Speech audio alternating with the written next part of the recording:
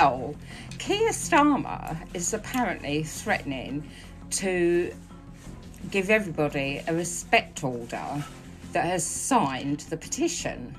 What if signing a petition could lead to your arrest? It just sounds terrifying, doesn't it?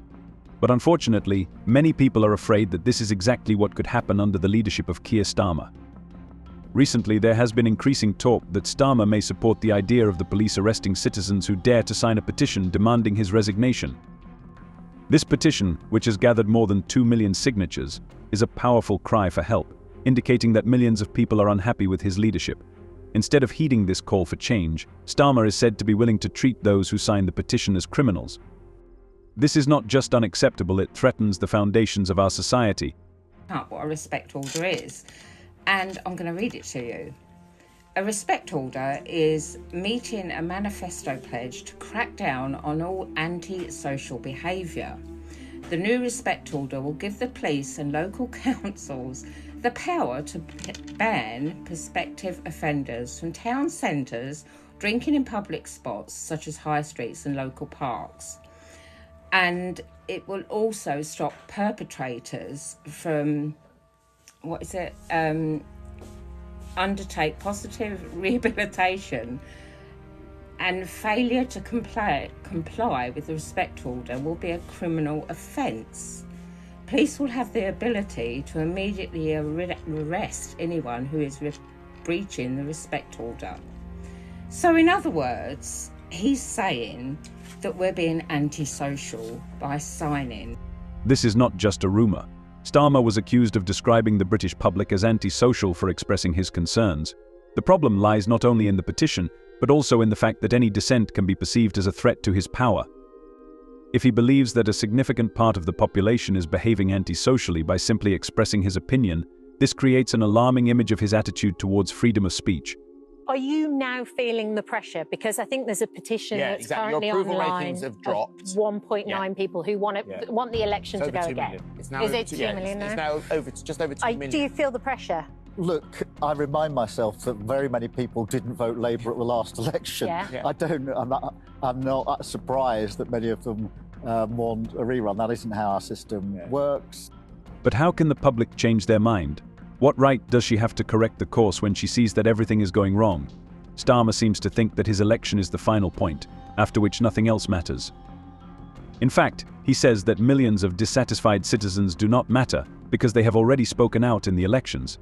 His position is simple: you voted, and that's it. But is it possible to just forget about those you represent just because you won the election? Democracy cannot function in this way.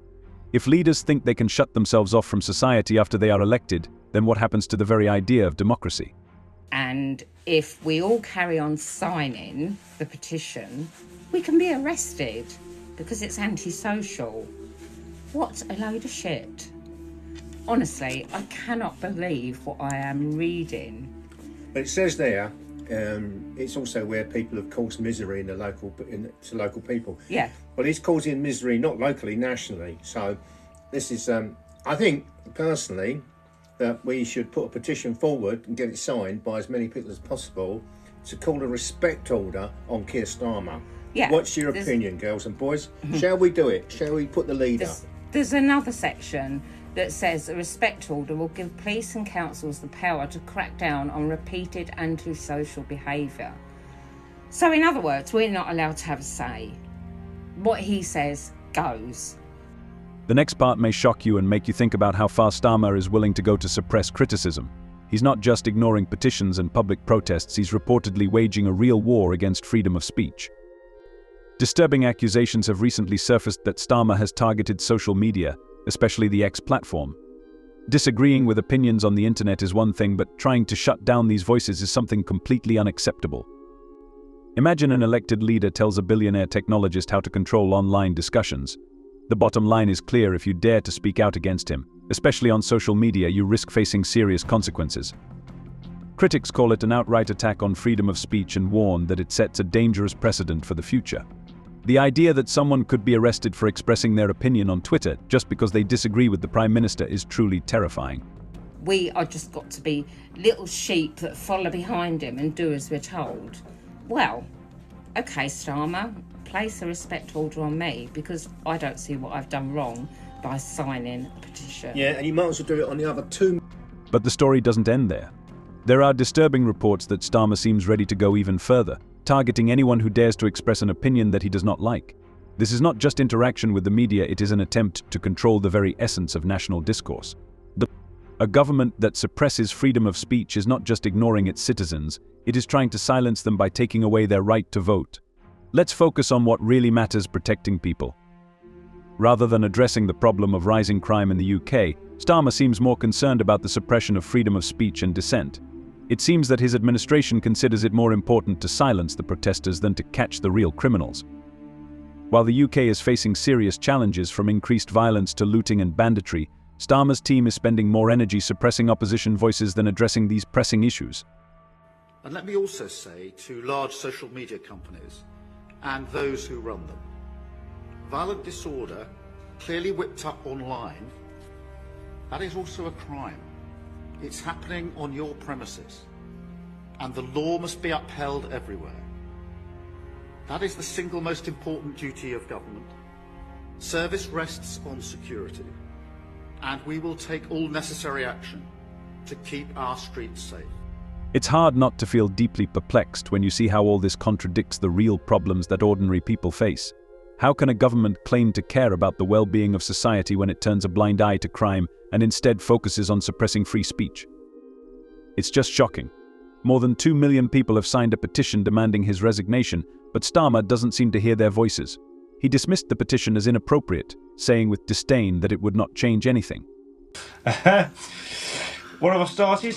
A little bit unsure, to be honest. But I'd like to think I'll give people the voice that they've to express what they feel at the moment. So is it because you picked it up from the men and women in your pub? Where did you get the idea from? What did you tap into, this level of dissatisfaction? Not just people within the pub industry, just small businesses in general. Was extremely concerned about the way that the budget was rolled out, about the way he was lied to for him to get into power. And it was a bit of a collective, really, of opinions, thinking, do you know what? Why should we sit back and take it? Why should we sit back and be lied to? So let's see how we can change it. Bye. These dismissals are not just frustrating, they cause real rage.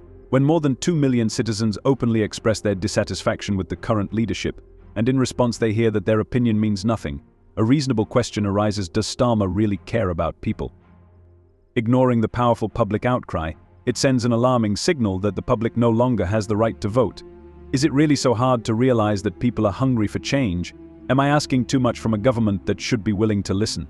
Mr. Speaker, he's not fixing any foundations, he's making everything worse. The whole House would have heard him refuse to repeat the Chancellor's pledge, a pledge as worthless as the manifesto promises that he's talking about. If he is fixing foundations, why is it that the PMI index shows that business confidence has crashed since the budget? Mr. Speaker, we're fixing the foundation. We've got record investment into this country. But she talks about tax rises. Mr. Speaker, 2 weeks ago, she stood there and said that she wanted all the investment, all the benefits of the budget, but she didn't know how she was going. Since Starmer came to power, he has generously given out promises, but alas, many of them have remained only in words. His most notable failures manifested themselves in horrific policies that inflicted deep wounds on the working class and vulnerable segments of the population. The reduction of winter fuel allowances has become a real blow for pensioners, who now have to desperately fight for survival in order not to freeze in the bitter winter frosts. These benefits were supposed to be a support for older people who gave their lives to serve the country, but instead they turned into a cruel reminder that their needs were on the sidelines under Starmer's leadership. The new inheritance tax policy has hit farmers who are already struggling to keep their businesses afloat. Now they are facing suffocating tax increases on real estate and assets that they have painstakingly passed on to their children, dreaming of a bright future for the next generation. This policy is hitting not only the rich, but also workers and those who are already on the verge of financial collapse. What do you think about this video? Share your thoughts in the comments. See you later.